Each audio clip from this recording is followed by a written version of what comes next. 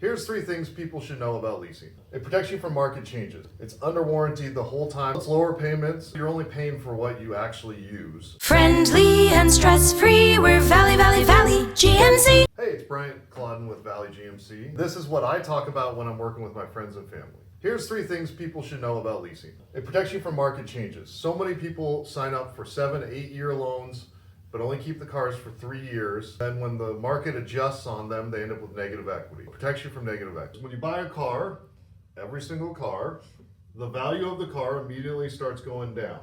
But it doesn't go down in a straight-ish line like that. What it does is it goes down like this. And if you are trying to trade in your vehicle at one of these low points, you're likely to have negative equity. Negative equity means that the value of your car, if you purchased it, is less than how much you owe on it. And then whatever that gap and difference is, you are rolling that into your next loan, which is causing your payments to go higher.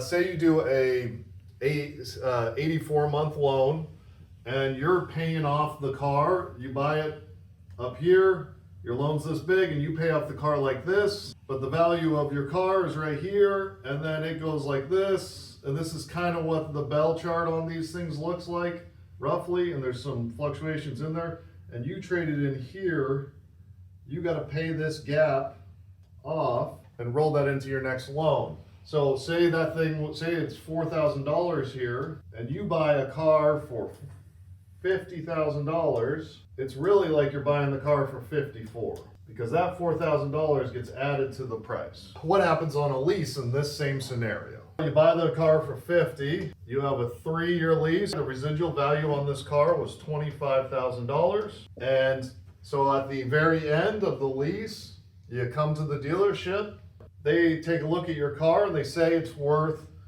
$20,000.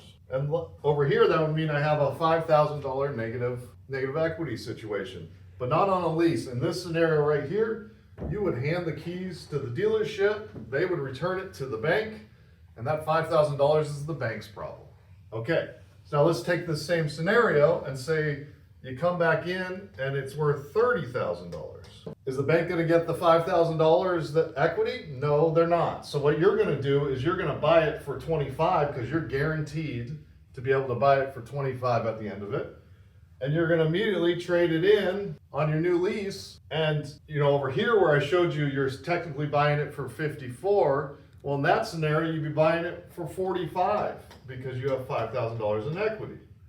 What the lease gives you is at the end of the lease, you get the good, but you don't have to deal with the bad. Number 2, it's under warranty the whole time. Under warranty means that the manufacturer's covering any check engine lights, any broken components, electrical, engine transmission, saves you money is what it means. You lease a vehicle for 36 months, which is the most normal lease term, 36 or 24, and it's at 12,000 miles a year, which is the average amount of driving. That's 3 years, 12,000 miles. That means you have 36,000 miles that you can put on the vehicle. Well, 36, the warranty on just about every single make and model, GMC as well, is 3 years or 36,000 miles. That's the bumper to bumper warranty from the manufacturer. And what does bumper to bumper mean? It means everything that's not a maintenance item or a wear and tear item. So by that I mean oil changes, tires, brakes, fluids, those are not included, but everything else, check engine lights, window motors, electrical issues, those are all covered. Transmissions, engines are all covered. So it just takes away that stress. There's nothing worse than buying a car and then all of a sudden getting an unexpected bill because something goes wrong. It just protects you against having to worry about that. There's a reason why the majority of manufacturers out there use 3 years and 36,000 miles as their warranty. And it's because a bunch of people that are really good at math and statistics have decided that that is the time when it's the best for them to stop covering the vehicle anymore. And lower payments. And in general, it's lower payments unless you do one of those long-term loans. Sometimes it's close. But also you're only paying for what you actually use instead of paying for the whole car when you're only going to use it for a couple of years. Lower payments most of the time. I want to be clear on that. If you're comparing a lease to an 84-month loan, it's probably going to have very similar payments to an 84-month loan.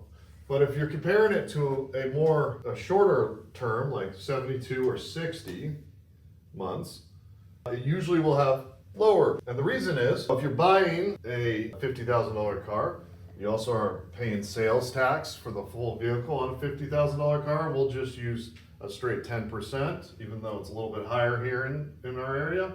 So that's $5,000 that you're paying up front. So it's $55,000, and it's obviously going to be plus licensing.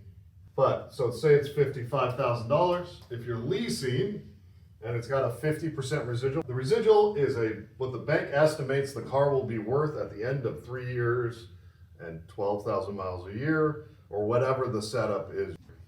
So 50%, $50,000, 50% is $25,000. In this scenario, you are making payments on the gap here, so the $25,000, and not the full $55,000. So you're only paying for what you're actually going to use of the vehicle.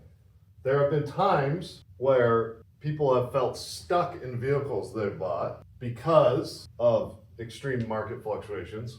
So I've been in the car industry for a long time. I was in the car industry in 2008, 9, and 10 selling cars. We sold Yukons. Gas got to an absolute insane amount. It was like $2.70 a gallon, which we all would love to have back, right? So everyone was coming in trying to get a better gas mileage vehicle. But if they were driving a Yukon or something, a large SUV, the values of all those, because everyone was trying to get rid of them, went from really good to really bad. So then people, now, I'm not going to say this was the smartest move, but people were taking $10,000, $15,000 negative equity and rolling it into a small car to save money on gas. Now, the math doesn't really make sense, but people felt like they needed to do this.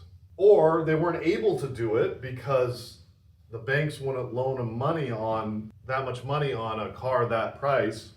So they felt stuck in the vehicle they were currently in. Now, the nice thing about a lease is you're not committing to anything more than 36 months instead of 5, 6, or 7 years. Now, there is even credit unions who are doing 96 months. Seems like a terrible idea for people, but it's out there. So I would much rather see anyone doing a lease over those options. If you have any more questions, I'm glad to help out, or one of my people are glad to help out. I'm very passionate about this. This is the reason why me, my family, my friends, I always try and convince them to lease. I'll be glad to answer any of your questions and find out if leasing's right for you. See you in the Valley. Friendly and stress-free.